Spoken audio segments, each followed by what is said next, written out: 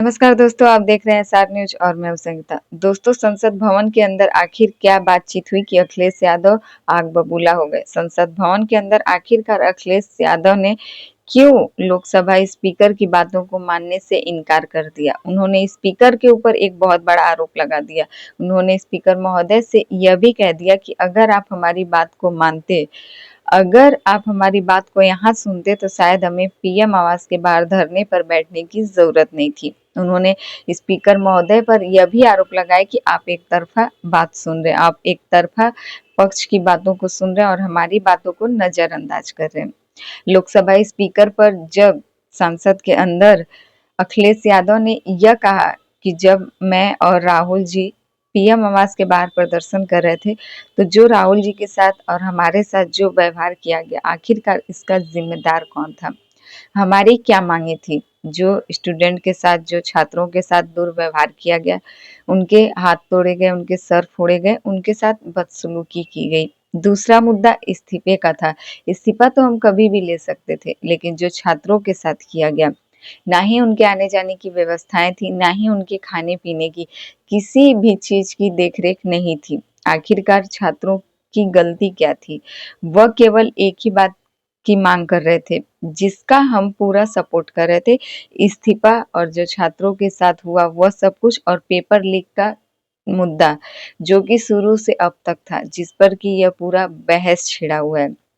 आखिरकार आप एक तरफा आप एक तरफा पक्ष की बातों को क्यों सुन रहे हैं? हमारी बातों को संसद के अंदर क्यों नहीं सुना गया?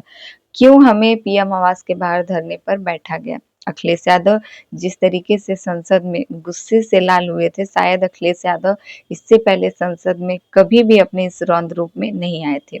आप सबको पता होगा, दिल्ली में कल अखिलेश यादव राहुल गांधी के साथ क्या व्यवहार किया गया। राहुल गांधी को जमीन पर घसीटते हुए वहां से हटाया गया, और यही नहीं, अखिलेश यादव को भी गिरफ्तार कर लिया गया। हालांकि अखिलेश यादव की गिरफ्तारी के बाद से पूरी समाजवादी पार्टी, दिल्ली से लेकर लखनऊ तक, यूपी तक, चारों तरफ समाजवादी पार्टियों का प्रदर्शन जारी रहा। जिस बस में अखिलेश यादव बैठकर जा रहे थे, उनको ले जाया जा रहा था, उस बस की छत पर समाजवादी पार्टी के कुछ कार्यकर्ता झंडे लेकर चढ़ गए थे। और यही नहीं, जो नीचे समाजवादियों का जो भीड़ था, जितने भी लाल टोपियों का प्रदर्शन दिल्ली में दिख रहा था, इससे पूरी की पूरी दिल्ली जो है वह दंग रह गई।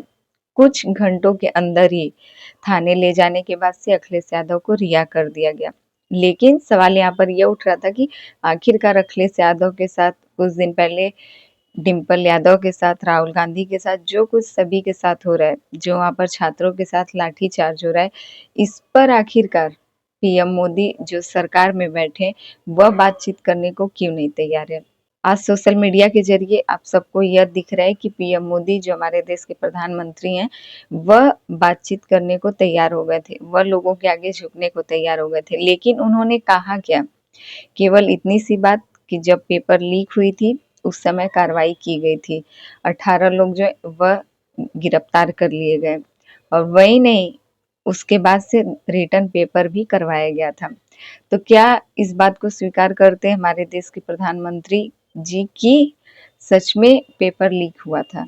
अखिलेश यादव ने संसद में यह भी कहा कि भारतीय जनता पार्टी चाहे किसी चीज का रिकॉर्ड बनाए या ना बनाए, लेकिन वह पेपर लीक का रिकॉर्ड जरूर बना रही है। अखिलेश यादव संसद से बाहर आने के बाद से भारतीय जनता पार्टी पर काफी ज्यादा भड़के हुए नजर आए, और उन्होंने अपना बयान देते हुए कहा कि भारतीय जनता पार्टी, जो कुछ सदन में हुआ, ऐसा नहीं होना चाहिए। केवल सरकार को बुलाया गया था, और केवल एक पक्ष को, विपक्ष के सभी लोगों को वहां क्यों नहीं बुलाया गया था? जब सरकार अपना फैसला सुना रही है, जब सरकार अपनी बातों को रख रही है, उसके बाद आखिरकार उनसे सवाल जवाब करने के लिए वहां पर किसी को क्यों नहीं बुलाया गया था? क्या केवल यह एक दिखाया जा रहा था कि इससे विपक्ष को नहीं, केवल समाजवादी पार्टी को दिक्कत है? क्या इस पूरे प्रदर्शन से जो समाजवादी खड़े हो रहे हैं, हम सभी लोग, पूरा विपक्ष एकजुट होकर उन सभी छात्रों का साथ दे रहे हैं, उनका समर्थन कर रहे हैं? यह किसी भी एक पार्टी का यह जो है वह मामला नहीं है, ना ही इसमें समाजवादी पार्टी का मामला है, ना ही इसमें कांग्रेस का। यह पूरा मामला जो है वह छात्रों के लिए है। जिस तरीके से पेपर लीक हो रहे हैं, छात्रों पर जो उनके साथ दुर्व्यवहार किया जा रहा है, और इस्तीफे की मांग, इन्हीं 3 मुद्दों पर सदन में बात होनी थी, लेकिन विपक्ष वहाँ मौजूद ही नहीं था। सरकार के सवाल जवाब के बाद से कोई वहाँ पर नहीं था जो सरकार से सवाल जवाब कर सके। केवल समाजवादी पार्टी थी, तो मुझे इस तरीके से उनके सामने अपनी बातों को रखना पड़ा। आखिरकार ऐसा क्यों किया गया? जो छात्रों के साथ हुआ इसका जिम्मेदार कौन है? इन सभी की मांगों को क्यों नहीं पूरा किया जा रहा है? जो हमारे साथ व्यवहार किए गए, क्या हमें छूने की कोशिश नहीं की गई? राहुल गांधी के साथ जिस तरीके का व्यवहार किया गया, छात्रों के हाथ तोड़े जा रहे हैं, सर फोड़े जा रहे हैं, लड़कियों के कपड़े फाड़े जा रहे हैं। क्या ये वही सरकार है जो कि हमेशा लड़कियों की सुरक्षा, उनकी इज्जत को बरकरार रखने के वादे करती है? क्या यही सरकार है जो कि अब लड़कियों की कपड़े तक फड़वाने पर उतर आई है? आखिरकार भारतीय जनता पार्टी की सरकार करना क्या चाहती है? क्या अखिलेश यादव जिस तरीके से भड़के हुए नजर आ रहे थे भारतीय जनता पार्टी पर, जिसके बाद पीएम मोदी का केवल एक बयान, क्या इससे पूरा मामला शांत हो जाएगा? वहां पर सभी लोगों को जाने से रोका जा रहा है, चारों तरफ कड़ी सुरक्षाएं बढ़ा दी जा रही हैं। तो क्या इन सब से यह मामला शांत होने वाला है? अखिलेश यादव कह रहे हैं कि अगर सबकी मांगों को पूरी नहीं की जाएगी तो जो चल रहा है, जैसे चल रहा है वह अच्छा चल रहा है। अगर हमारी बातों को सुना जाए, समझा जाए तो शायद यह सब मामला जो कि अभी इस तरीके से भड़का हुआ है, ऐसा कुछ होता ही नहीं। हमें पीएम आवास के बाहर बहुत मजबूरी में जाकर जो प्रदर्शन करना पड़ रहा है, जो वहाँ पर धरने पर हमको बैठना पड़ रहा है, शायद ये सब नहीं होता। तो देखना ये है कि इन सभी को लेकर पीएम मोदी के बयान और अखिलेश यादव के बयान के बाद से आखिरकार और क्या कुछ सुनने और देखने को मिलता है। सदन के अंदर जिस तरीके से अखिलेश यादव भड़के हुए नजर आए थे भारतीय जनता पार्टी पर, उन्होंने यहाँ तक कि लोकसभा स्पीकर से भी अखिलेश यादव को गुस्से में बातचीत करना पड़ा।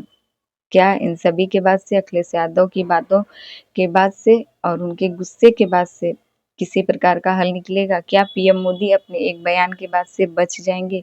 क्या ये पूरा मामला शांत हो जाएगा? इन सभी को लेकर आपकी क्या राय है? कमेंट करके ज़रूर बताइएगा। हमारे चैनल पे नए हैं तो प्लीज़ हमारे चैनल को सब्सक्राइब कर दें और वीडियो पसंद आए तो लाइक कमेंट ज़रूर कीजिएगा।